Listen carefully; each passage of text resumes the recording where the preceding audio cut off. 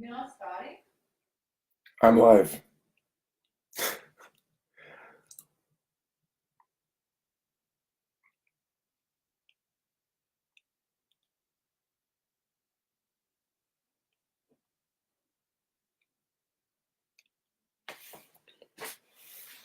Hey, Vicky.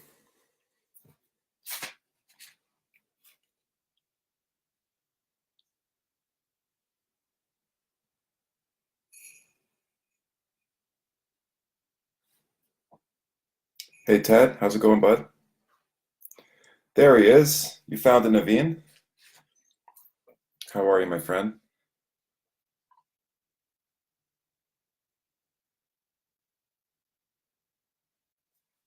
Good to see you here. Welcome to Future Proof Agent, Naveen. You are the latest member.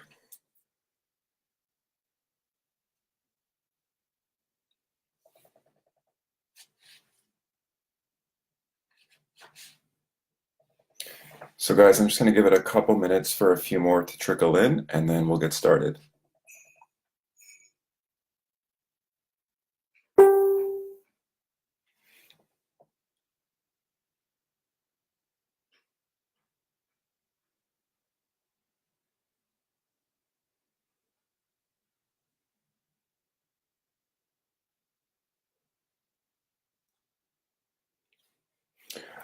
Okay, guys, so why don't we kick things off, and anyone else that wants to join us can trickle in. So, for those of you who are new to the group and the community, the way this works is basically I just want to be a resource for any questions that you have. So, any challenges, any strategic questions about your campaigns, about your targeting, about your overall goals with your online advertising and how I can help. The only thing I ask is please avoid asking technical questions. Those I can better address on an individual basis if you post them in the group, because you can screenshot where you're stuck and I can kind of go in there and troubleshoot where you're at. But for this group coaching Q&A, it's good to just help you with kind of like strategic issues, top level, challenges, things that you're kind of struggling with, or also successes. If you want to share some results, that'd be cool too. So who wants to kick things off? Whenever you're ready, this is an open forum. Just ask questions, post your questions in the comments field, and I'll answer them one at a time. This is all about you guys. I don't want to just ramble on. I think I've done that enough in the course. So I want to be able to help you guys with where you're at. So who's first?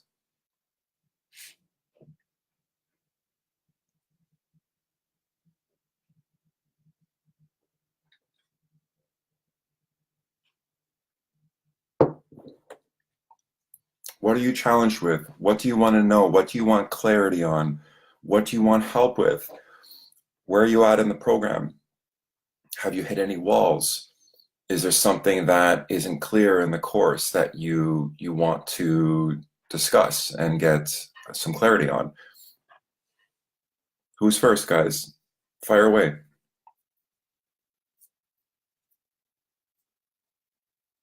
Hi, Suzette. How are you? That's fine, Vicky. This will help you just to listen in and get an idea of where others are at, and talk about some strategic issues. And I just like to help people with, through my experience. Like, I've been doing this for 5 years now, and a lot of good conversations come out of these live streams kind of organically. So even if you don't have any specific questions for me, it's still beneficial for you to listen in, definitely. Hi, Suzette. So for people that are just dropping in now, if you have any questions about your ad campaigns, about your targeting, your advertisements, let me know where you're at. Let me know how I can help. I want to be able to serve you guys in the best way possible. So don't be shy.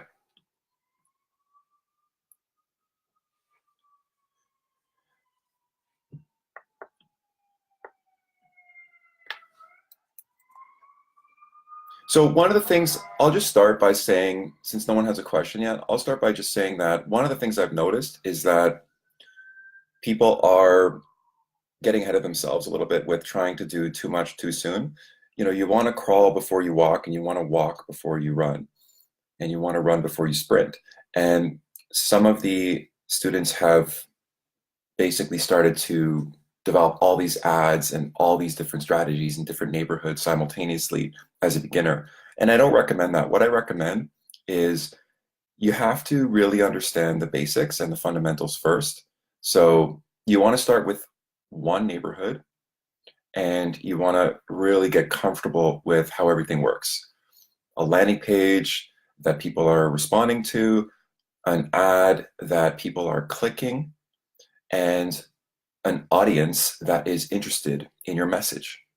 Okay, so you want to understand all the pieces and how they fit together before you start thinking about multiple campaigns and multiple neighborhoods and multiple approaches, because then you're going to quickly get overwhelmed and you could end up spending money too quickly.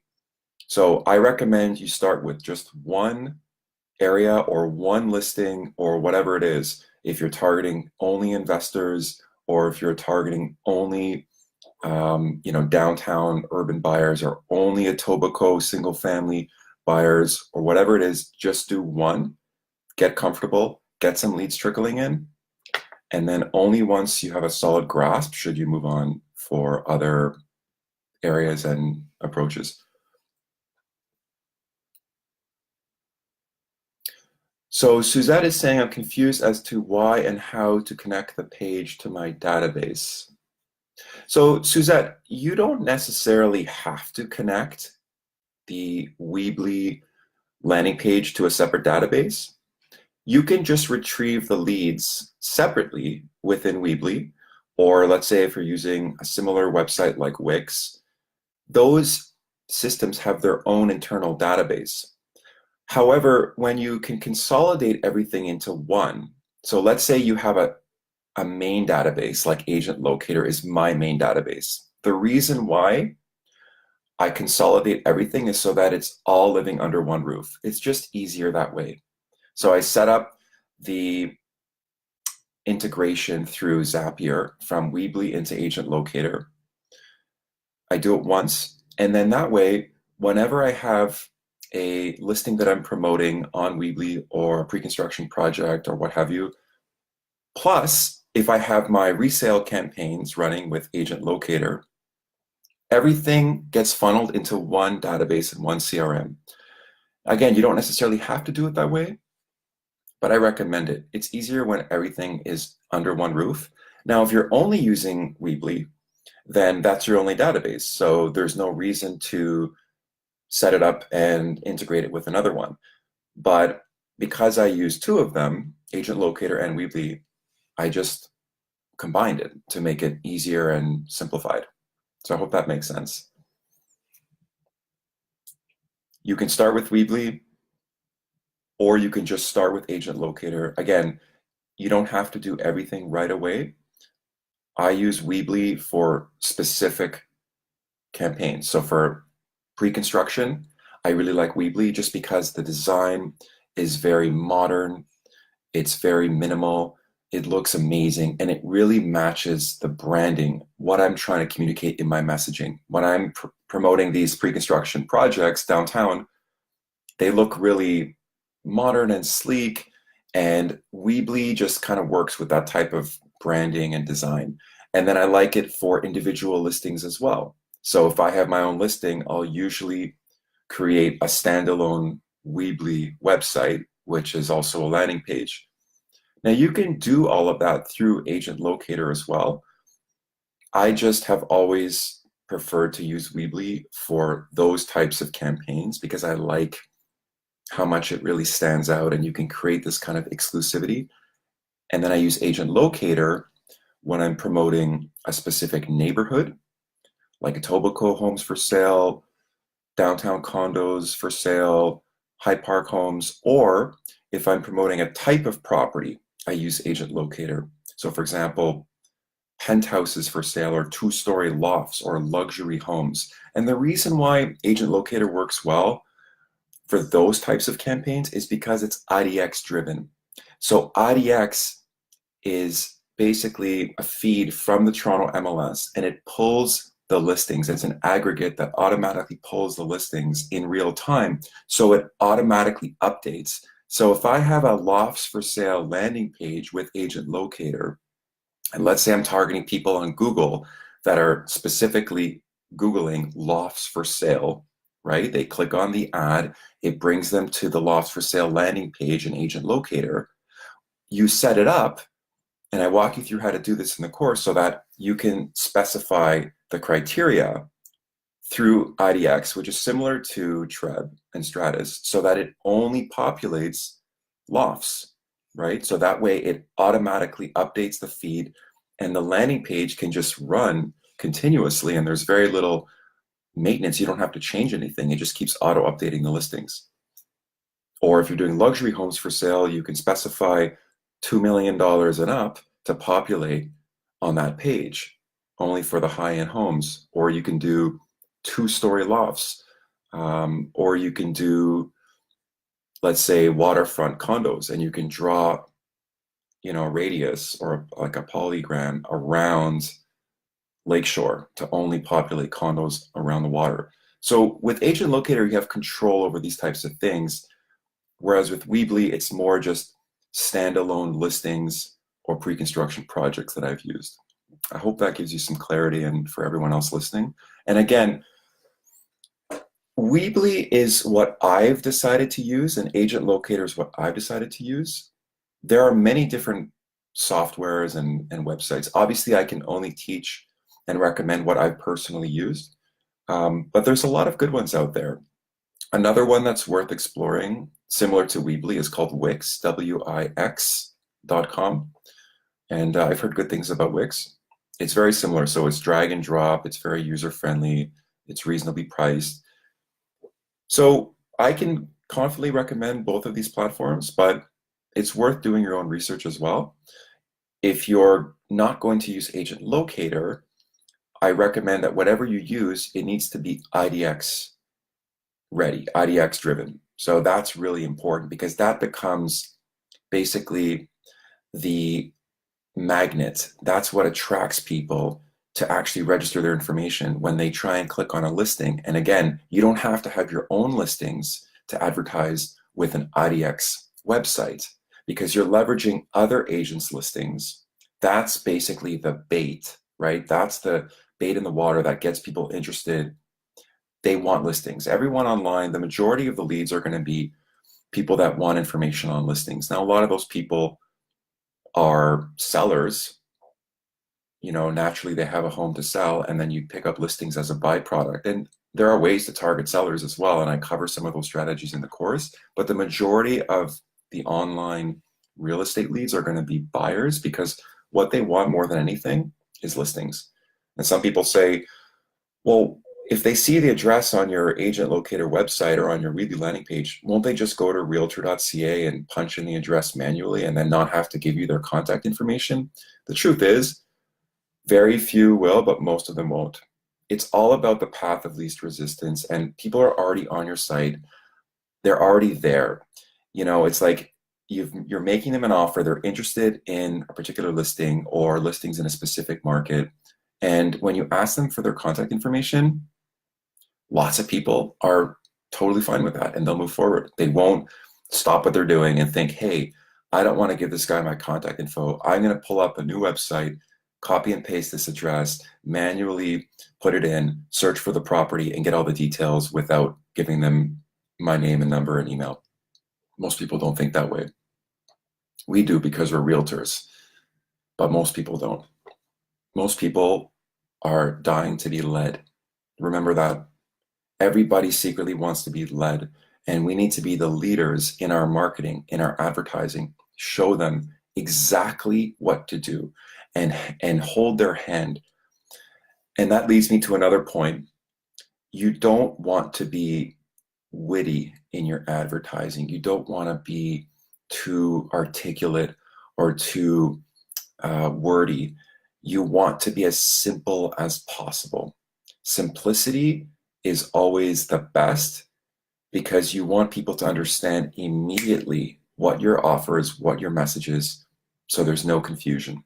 So it's tempting to want to be witty with your headlines and come up with something kind of catchy and funny and like use metaphors, but don't do that because there's too much of a margin for error. Always keep it simple. Lead people, hold their hand, tell them exactly where to click, what to do, scroll down, fill out the form below. Like you literally have to hold people's hand. It might sound too simple and too hand holding and too almost childlike, but that's what you want. You want to give people a friction-free experience. Remove the friction. Tell them exactly what to do and why they should do it. And your results will be exponentially better. So I hope that helped everyone. Does anyone have any specific questions for me? I can keep rambling on if you'd like.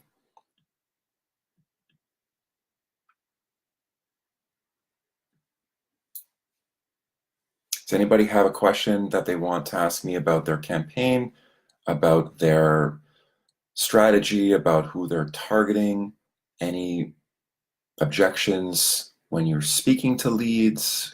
We can talk about conversations as well that you're having with people.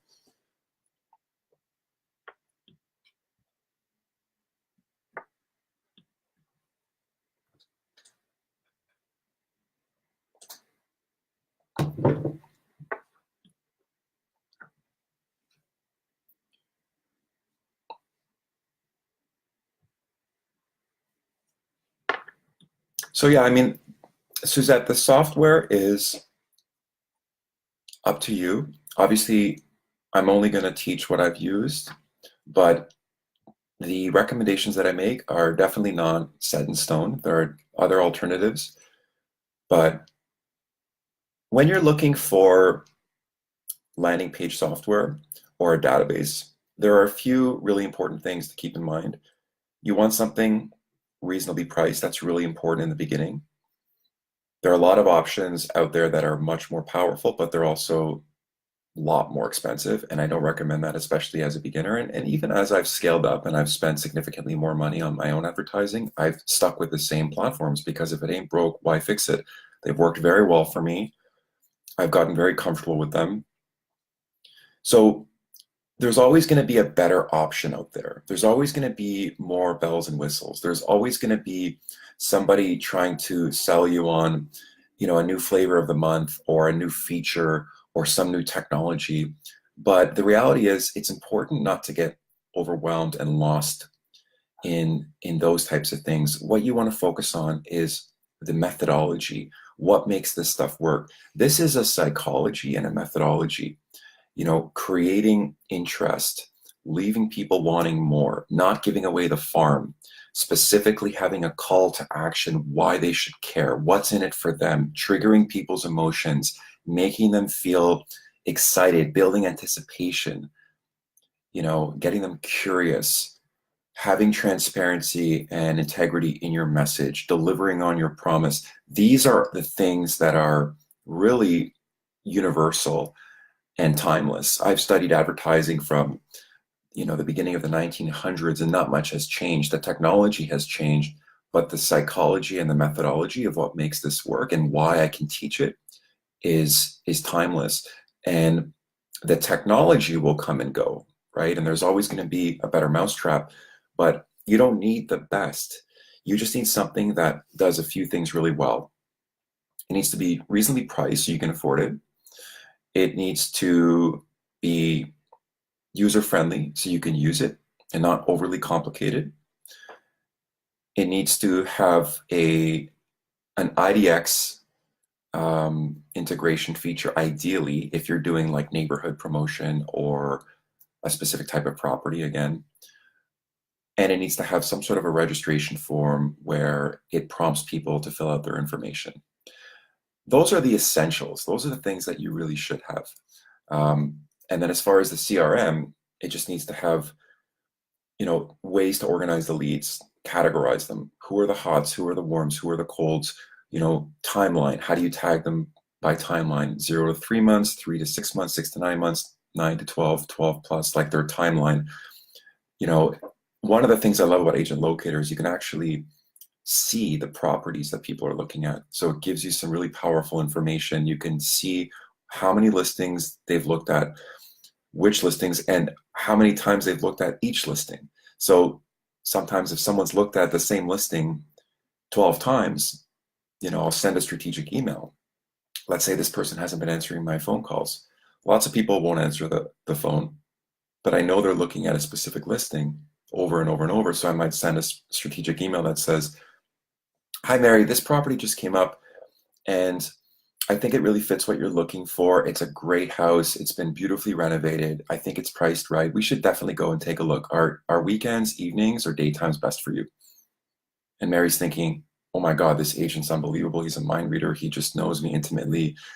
We're just a match. He's on the ball." So you can, you know, really take advantage of some of these tools powerfully. So Agent Locator has some really good features, and for the price, like, it's incredible value. So I've stuck with them for 5 years since day one. Their platform's only getting better. So they have a lot of really good ways to kind of increase your efficiency and your workflow. So Suzette says, "I did a video ad for my open house this weekend. Impressed myself. Congratulations. I posted it as an event and boosted it on Facebook. 2 people came. Awesome. One person cited that they saw it on Facebook and one person sent for more information." That's amazing. Congratulations, Suzette. That's really, really awesome. I'm assuming you're new with digital marketing. That's a creative way to use a video ad to drive traffic to an open house. And it's great that you're asking people how they came, so you can link it back to your advertising and you know that it's working.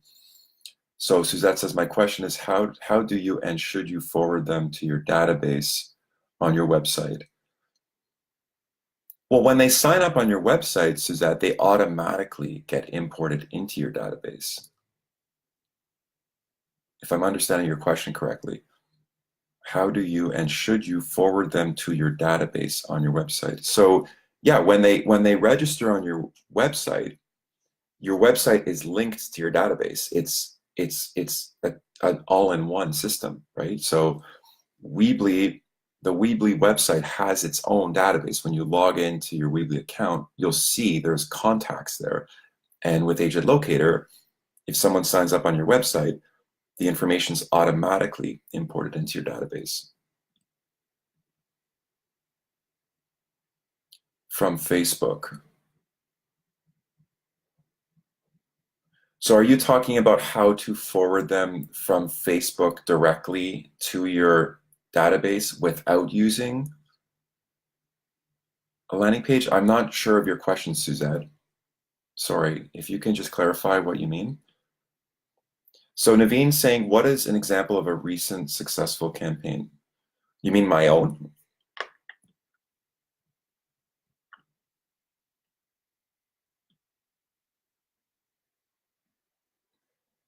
Do you mean my own campaign, Naveen? So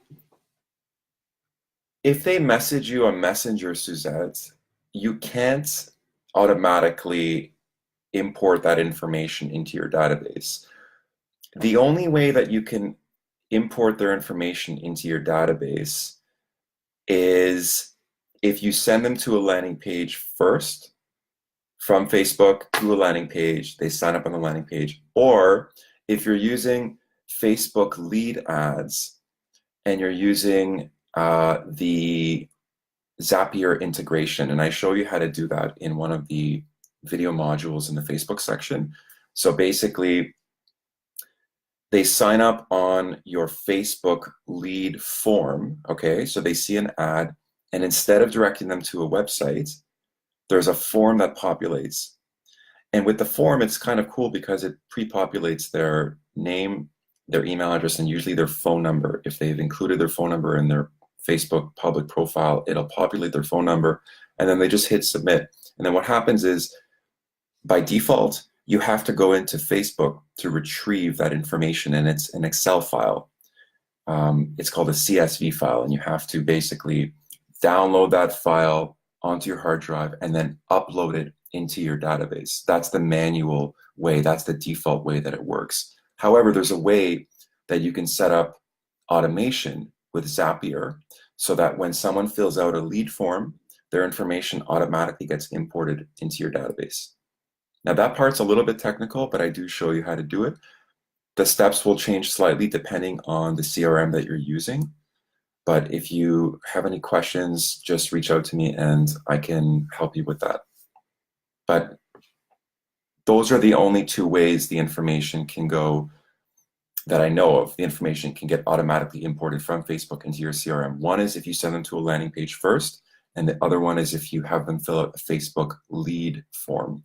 Through Messenger, if they're just messaging you, I don't think there's a way to automatically import them. So Naveen's asking an example of what works well. So, I mean, everything I cover in the course has worked incredibly well for me. Everything in the course are personal examples that I've used myself in my own business. So most recently, just running Google AdWords advertisements for myself for downtown condos for sale. I bid on the key phrase downtown condos for sale, and I got to the first page of Google, and I had a landing page that I created with an agent locator that was just downtown condos for sale. And it was very straightforward. I just selected the criteria for C1 and C8, property type, condominium. I didn't specify a price point, and I made sure that it was for sale. One of the things you have to remember when you're creating an agent locator community page, you want to specify that the listings that will populate will only be for sale and not for lease. And I show you how to do that in the building a community page video in the landing page section of the course. So basically, I was running this over the last 6 weeks on and off. Downtown condos for sale, key phrase. I was spending about $1.20 per click. It was roughly about $7 a lead, and I had some good conversations. Actually, one of the leads, she owns 2 properties, a home in Brampton and a townhouse in Woodbridge, and her kids are going off to university. She's looking to buy a investment property downtown that they can potentially move into up to $800,000. So we've actually spoken twice, and the plan is to follow up with her next month and see where she's at. So that was great. That was one of about 14 leads. There was a couple other people that I chatted with, but that was the only really solid one, to be honest with you. But it's good. She's a doctor. She's serious, very friendly. She's got equity. She has a pretty good idea of what she wants. So I'm feeling pretty confident about it. And we had a good couple of conversations on the phone. So that's what's worked well for me recently. Very straightforward. You bid on the key phrase downtown condos for sale, build a downtown condos for sale community page in Agent Locator, and then basically just make sure that you're on the first page of Google. So I showed you how to do that when you adjust the bid amount. So that's really important. Make sure you don't miss that video. It's called How to Increase Your Positioning. I think something like that in the Google AdWords section. That's a really important video to watch. You're welcome, Suzanne. So, I mean, that's something that anyone can do. Like Google AdWords, you go into the keyword tool and you see where the traffic is coming from. I show you exactly how to do that it's called Why the Keyword Tool is the most powerful part of your campaign. In the AdWords section, you see where the traffic is coming from. So you start with the end in mind. You start with where is the traffic coming from, and then you build it backwards. With Facebook, you don't have that information. So you're more, you know, you're taking you're basically making experiments with Facebook. You know, you're experimenting with different areas, different neighborhoods that you geo-target. So you draw a radius around a particular area or a postal code, and you have an idea of where you think the traffic is going to come from. If you specialize in a particular market, you'll have a much better idea. Like, for example, I work a lot in the King West townhome market specifically. I do a lot of King West townhome business, and I know for a fact that a lot of the buyers come from condos in the same neighborhood around King West. So they're either renting or they've owned a one-bedroom condo and now they're engaged. Maybe they're expecting their first child, they're young families, and now they're moving up, but they want to stay in the same neighborhood because they're tied to the community. King West is a great place to live. There's a lot of cool restaurants. It's right on the TTC line, so transportation is very accessible. So I know that with Facebook, if I draw like a 2 kilometer radius, or even more specifically, you can go as narrow as the first 3 digits of a postal code. So if I just do like M5V, I know that I'm going to get a lot of traction because I just work in that market. Now, if you're in a market that's new to you, you might not know right away, with Facebook, exactly where you're going to get the traffic or what the responsiveness is going to be until you test it. But what I love about Google is it takes the guesswork out of it because it doesn't really matter where these people are. You're targeting based on who's actually searching for those phrases, and Google gives you the data. Now, again, they changed the rules recently. They give you ranges. They used to give you a more specific number of the daily searches for a particular phrase.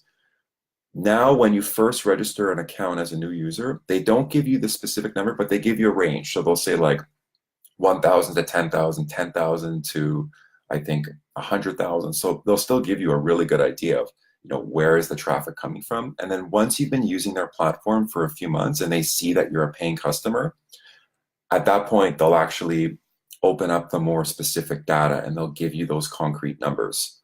The reason they made that change is there was a lot of people that were taking advantage of Google who weren't actually paying.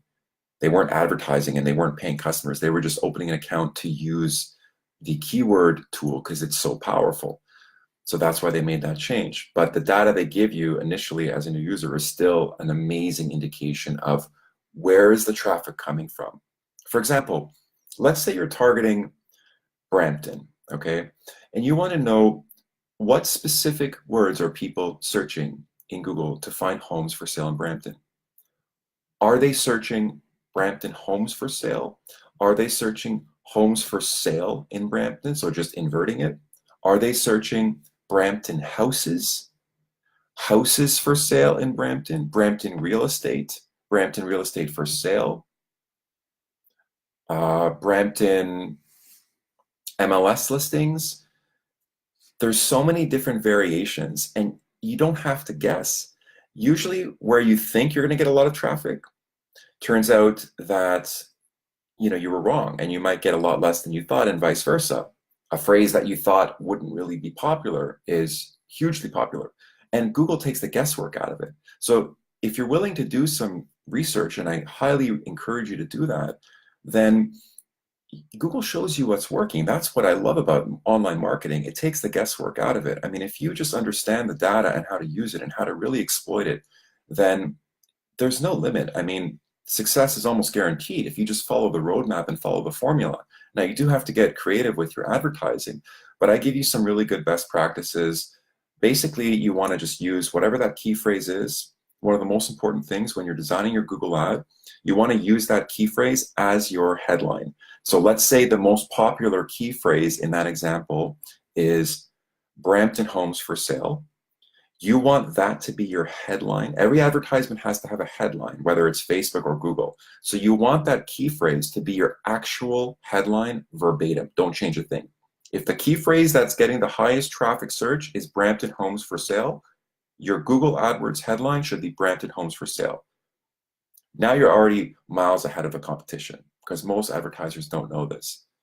So when you use the highest traffic key phrase as your headline, Google rewards you with relevancy.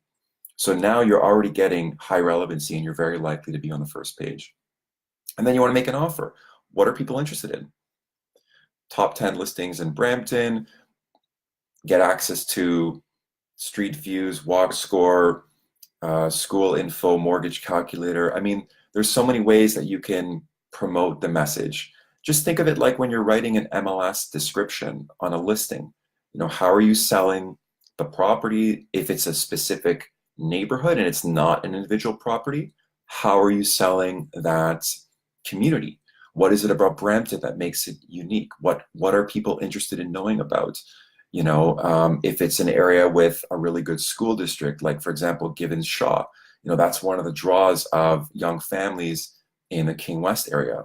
So let's say if I was promoting a townhome in King West, a townhome is going to appeal more to young families. I might want to talk about the Gibbons Shaw School District in my actual Facebook ad. That might be a selling feature that I want to incorporate into the advertisement because I know that young families are drawn to that area because of the school district, among other things. That's one of the selling features. If it's Forest Hill, you want to talk about opulence and luxury and the experience and status. You want to enter the conversation people are already having in their own minds. Always remember that. If you're targeting first-time buyers, you want to talk about the excitement of getting into the market of buying your first condo. You want to incorporate punctuation.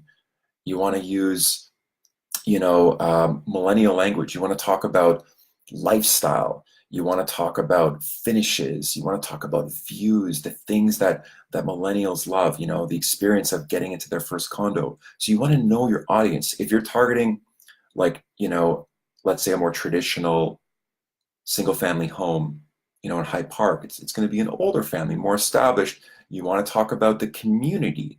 You want to talk about the charm. You want to talk about the stained glass windows. You want to talk about the Victorian architecture if you're advertising in Cabbagetown. What is it about that neighborhood that makes it unique? The experience, you're painting a picture for people. If you can figure out how to paint that picture, you're going to skyrocket your results compared to most marketers and most advertisers. All they do is they just list the features, right? 3 bedrooms, 2 washrooms, here's the price, here are the taxes, here's 15 photos. If you want more information, call me, right? Those guys are done. They don't stand a chance against you guys. What you're doing is you're painting an experience, a picture, you're giving a few breadcrumbs, you're giving a few teasers, and you're getting people hooked. They're in. They're emotionally hooked, and you're just guiding them into your world. And then you're following up with good salesmanship.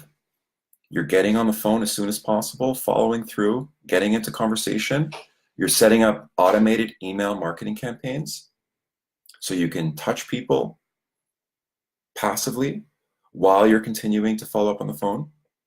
And then if you do that, watch what happens. That's where the magic is, Michael said. Exactly. The phone is king, guys. I mean, I can teach you tech to the moon, but if you're not comfortable being on the phone and being very intentional with your conversations, you're not going to be converting at a high level. You have to understand that all the technology and everything up to the point where you generate the lead is just part one. That's only 50%. The remaining 50% is all about the phone and being very, very intentional and aggressive with your follow-up. And when I say aggressive, I don't mean bulldozing them over and being an asshole. I mean being very diligent and very consistent and disciplined with yourself. The faster you can follow up with a lead, your conversion percentages are exponentially higher. Your chances of converting that lead, I think I heard 9 times higher if you call a lead back within 5 minutes of signing up. And you have to really know what your intention is. You have to ask people the right questions. When are you looking to move? What's the reason for your move? Are you working with an agent? What's your timeline? What's your experience been? Have you been to any open houses? Are you specifically looking at this area only, or are you open to other neighborhoods? What would happen if you didn't find the right home? What's plan B? Is there a plan B? Do you have to sell before you buy? If so, are you working with another agent on the sale? I'd love to interview for that job as well. I'd love to show you a few properties just to give you an idea of what's available. It's a home orientation tour. There's no obligation. I realize you're not looking for 6 to 9 months. The whole purpose is just to educate you and give you an idea of what the market looks like. I do this about 2 or 3 times a week. I find it's really beneficial for people in your situation.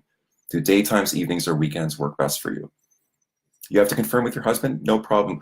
My schedule fills up pretty quickly. Why don't we tentatively book you in for next week, Wednesday at 6 p.m., just so that I can save you a spot. I'll pencil you in. I'll call you the day before to confirm. And if we have to reschedule, no problem. I just want to give you an opportunity to get out there and see what's available. There's a lot of listings coming up as we enter the spring market. How does that sound? There's no obligation. It's really an opportunity just to educate you on what's out there. That's something that's worked very, very well for me. But the follow-up is really critical. The email automation really helps, but to this day, nothing replaces the phone, in my opinion. The lead is just the means to have a conversation on the phone with them, and then the phone transitions to a meeting, and the meeting transitions to a client and to a sale. So internet, phone, meeting, or orientation tour, sometimes I combine them, and then client.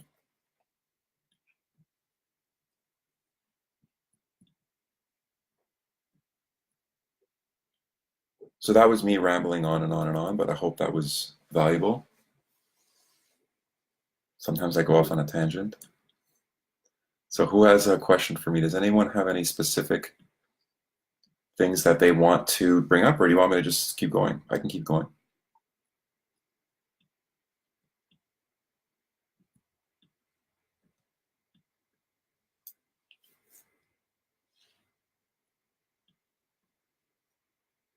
The other thing is you have to be willing to experiment. You have to be willing to invest some money on testing. You know, you need to be able to try different things, different, audiences, different landing pages, different call to actions. You have to be willing to test. So don't be afraid to do that. You're not going to find a winning formula right away. Sometimes you might, but usually you're going to have to try it a couple of times. And again, when I started, I didn't have a teacher. I didn't have anyone teaching me, online lead generating for agents. I was just kind of learning from all these different gurus across various industries. And that was one of the challenges. They weren't talking about marketing in the real estate context. They were just talking about marketing in general, like about a call to action and a landing page and about creating value. I had to take all that information that I was consuming over the years and kind of distill it and put it into a real estate context.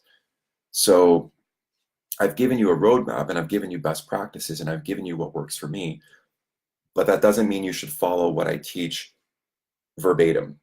Like, use it as a gauge and a roadmap and a foundation, but experiment. You want to make it your own. There are certain things that you shouldn't really compromise on. Like, you have to have a clear call to action, a clear offer, telling people what to do, how to do it, why they should do it, a landing page that makes, an ethical bribe. You have to have a lead magnet, something they can sign up for. It has to be something you can send to them digitally, right?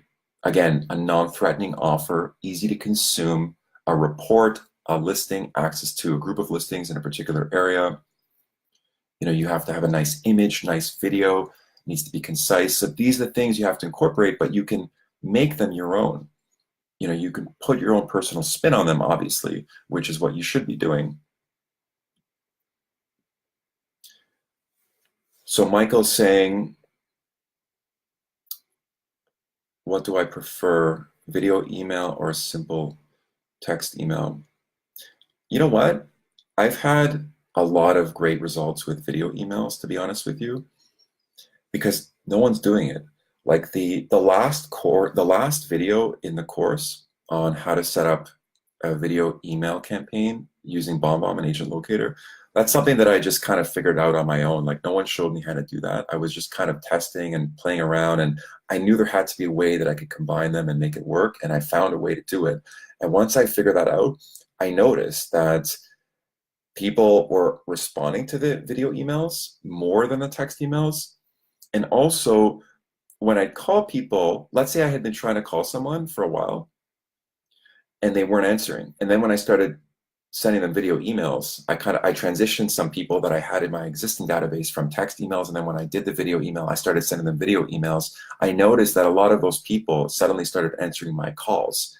And it makes sense because now when they see a video of you, everything changes. Now you're a person. Now you're not just like a bunch of text. You know, some people know that these are, like automated emails. Lots of people don't, but a lot of people do. And when they see a video, even though the video is also automated, it's much different because now they see your personality. They can get a sense of who you are. And they feel like, you know what, this is a real person behind my screen trying to help me. He or she is smiling. He or she seems sincere, knowledgeable, sharp, professional. This is someone that I think I can put my trust in. It's all about trust. You can really convey trustworthiness a lot more, 1,000 times more through video than through text. The first thing to do, in my opinion, in any real estate relationship, or really any business relationship for that matter, is to establish trust. That's number one. The first thing people ask themselves is not, how good is this person, but can I trust this person? That's number one. So if you can establish trust, it's so much easier to take the relationship to the next level, which is, can you help me? But the first one is, can I trust you? That's the first question. Video does that very, very well, especially when you smile and you're friendly and you have warmth to you and you're engaging and you're just being helpful, like you're coming from contribution from a good place. So yeah, I think video is, video is taking over the whole marketing world. When you look at like this, Facebook Live, Instagram stories, Facebook stories, YouTube, blogging, and email video marketing is something that I think is really, really underused, and people just don't recognize the potential that it has. So I think you should definitely take the time to record yourself. Some people are not comfortable recording themselves, and I get it. I wasn't comfortable with video when I started either, but I forced myself to get comfortable because it's so powerful. I mean, that's how people consume information more than anything these days. I would argue that more people consume information through video than any other medium these days. So yeah, use it any way you can and just practice. If you're not comfortable, just practice it. Record yourself a few times. The idea is not perfection. Like perfection is actually not good. You don't want to be too polished and too slick when you're, checking in with someone. Like you want to be a human, you want to be relatable. The most effective video marketing these days is relatability. So showing quirks, showing flaws, making mistakes, not being too well-spoken, just being like a human, a friend, somebody that people can trust and feel comfortable with. So yeah, I think that's a huge opportunity.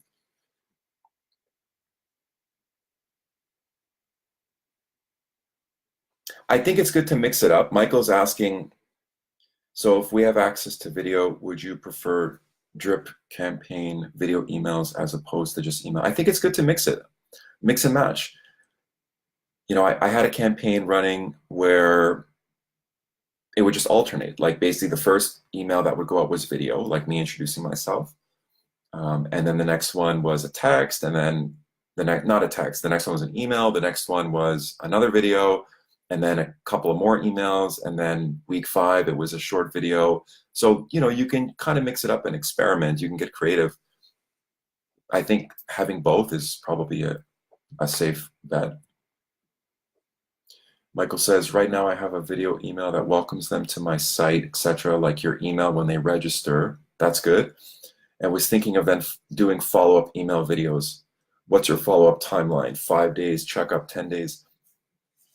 So I talk about timing in the first video of the email marketing section in the course. Generally speaking, there's no hard and fast rules, but you want to contact them more frequently in the beginning, and then as time passes, less often. So the reason behind that is you want to contact them as much as possible when there's momentum, right? When they first arrive on your site, they sign up, boom, they get an introductory email.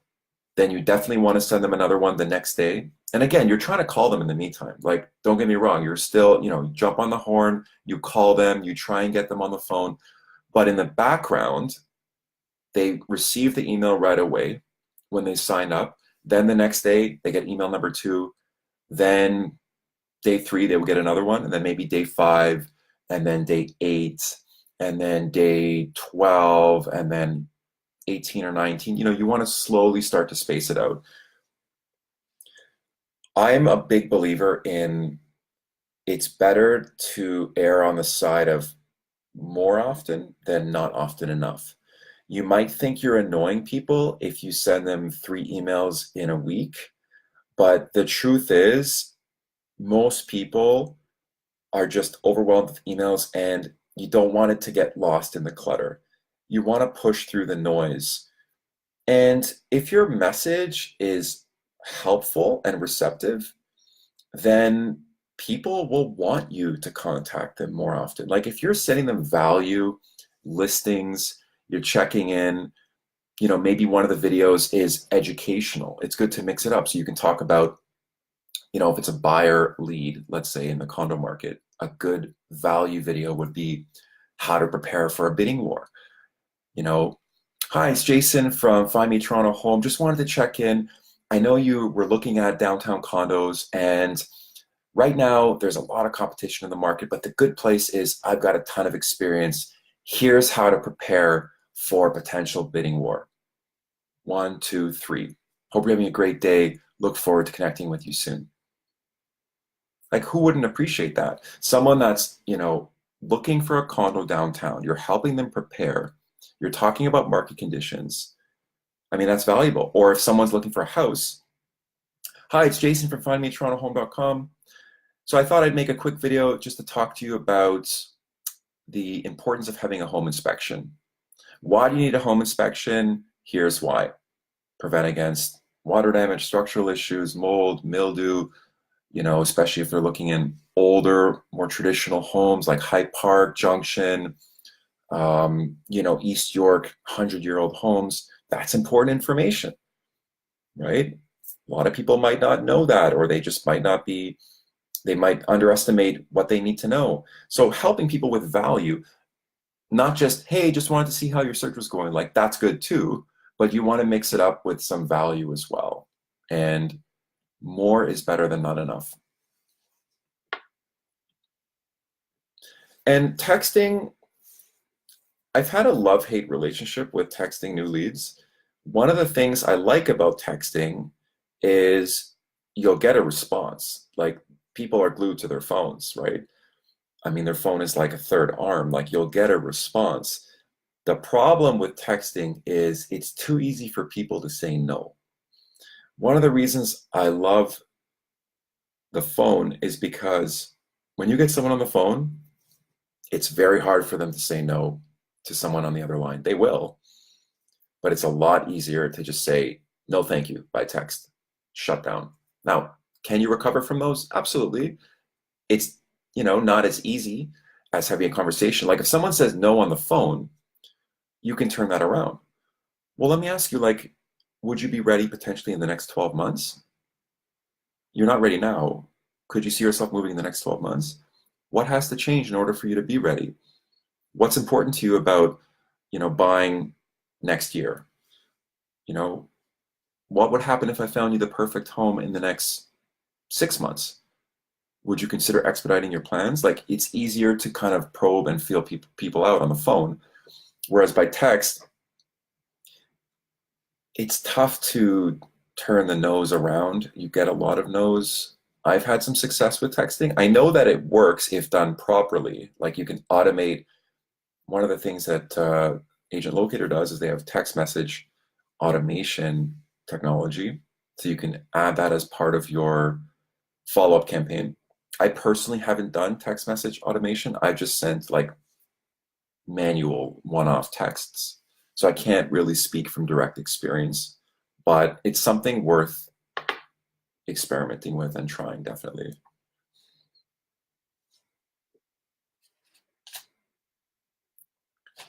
Does anyone else have any final questions before we wrap up? I mean, this one took a different turn. I just kind of rambled on and on about things that have worked for me and some strategic advice. I hope this was helpful for everyone. I respect your time, and I want this to be a really productive hour for you guys to learn, to understand how this stuff works, and really kind of the whole point of these calls is to fill in the gaps of what's not said in the course, between the lines. And I do want to be able to answer your questions as well. So if anyone has any questions, you can fire them off now. Thank you, Vicky. I'm glad you liked it. You're welcome, Dave. Awesome. Sounds like I got the seal of approval there for my rambling.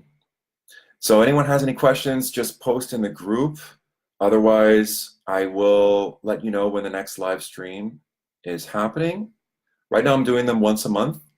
As the community grows, I'm going to be doing them more often. So stay tuned. And until then, I wish everyone an amazing week and happy lead generating.